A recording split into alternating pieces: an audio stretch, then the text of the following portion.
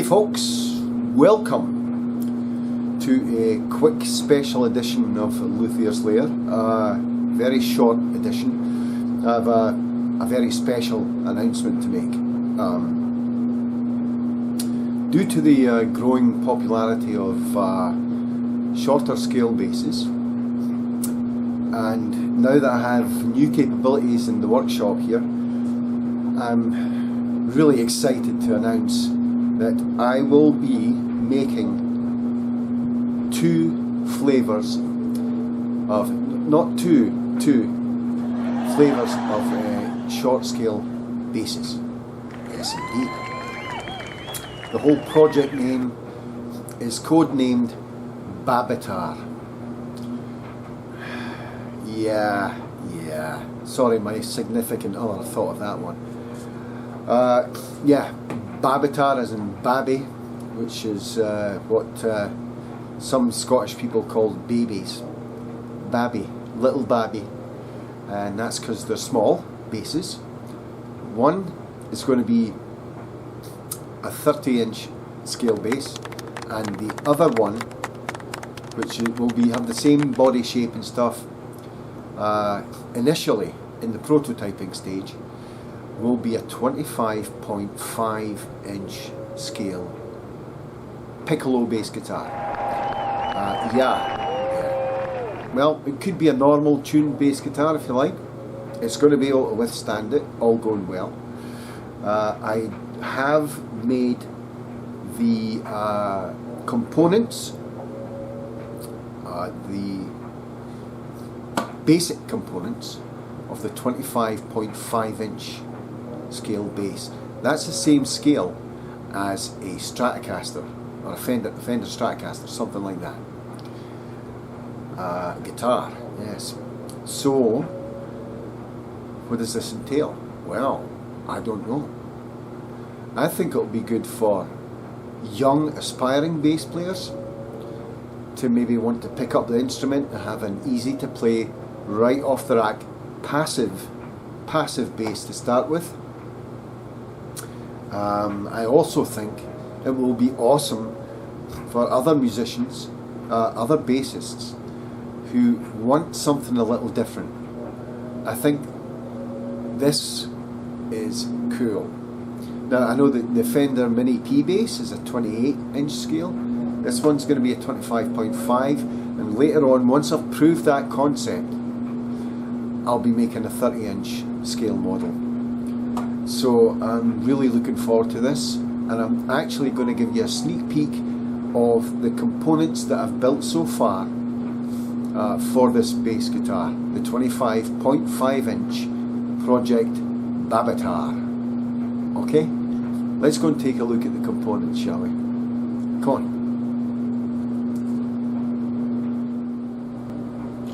So here are the major components of Project Babitar 25.5-inch scale. Same size as a Strat, basically. The body's slightly smaller actually. So I modelled all these parts in a program called Fusion 360, CAD program. Converted it to CAM machine code, G code, so that my CNC machine could understand it, and then, as you've been watching, I've carved bodies, I've carved nets, and I've carved fretboards and trim items. So you'll be thinking, well, ooh, that's awful wood. Yes, it is awful wood, because this is a prototype. I found a piece of pine.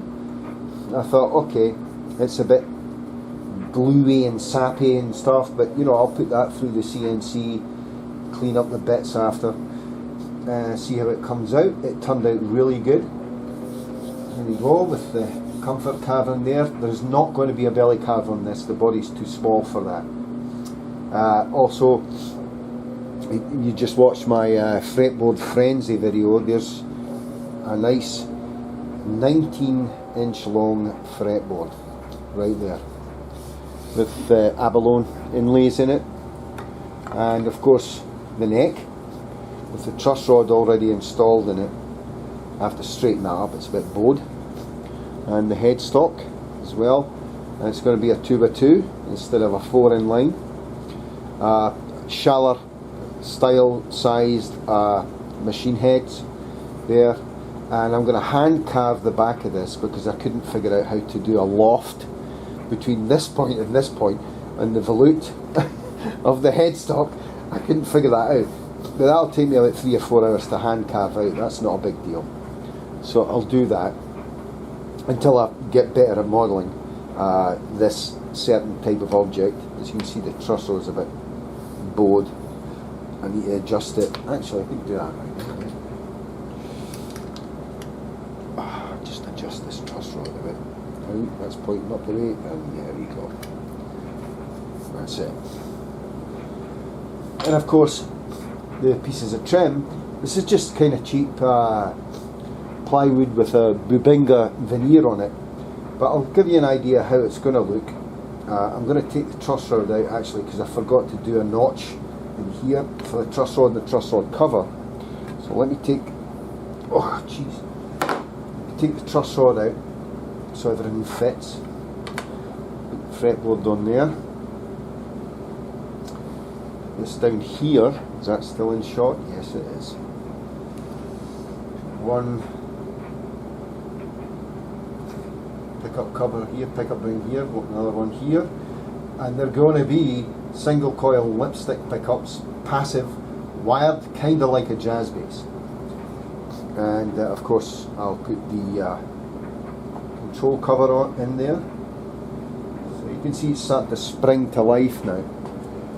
And of course the last thing I need to do, hold on 1 second, something to prop the neck up here. As you can see, it's a single cutaway. It's modelled basically on the scarab, but you know, if this turns out okay, I can make much more body shapes than that. So that goes in there.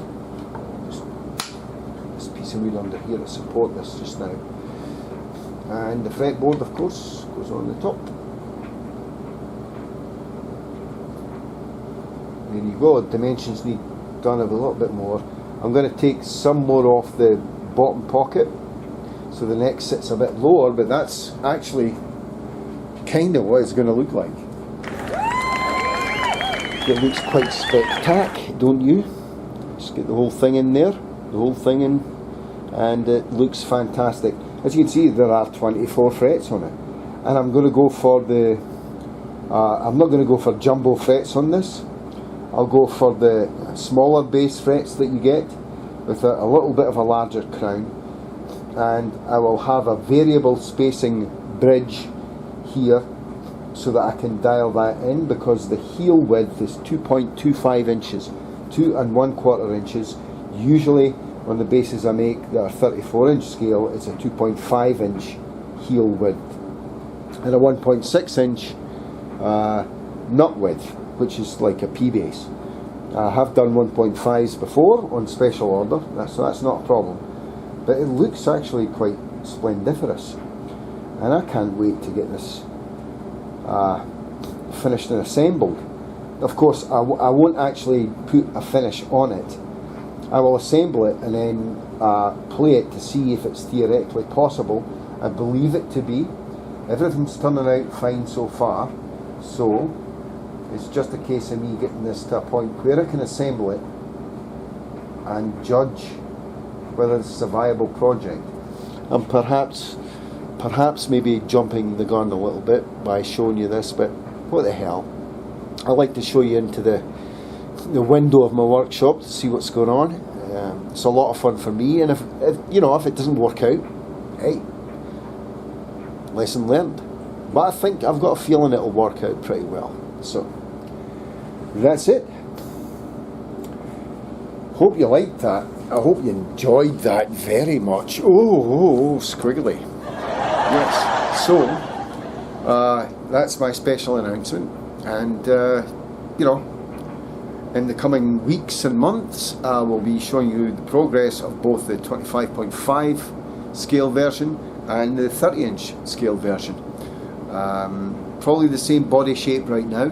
I don't want to get too bogged down in details with that, but you know, once I've proven the concept, proof of concept, then sky's the limit. So, once again, thanks for joining me. It was a blast, and as usual, stay safe, take care, and I'll catch you next time. Thanks for watching, folks. Cheers. Bye bye.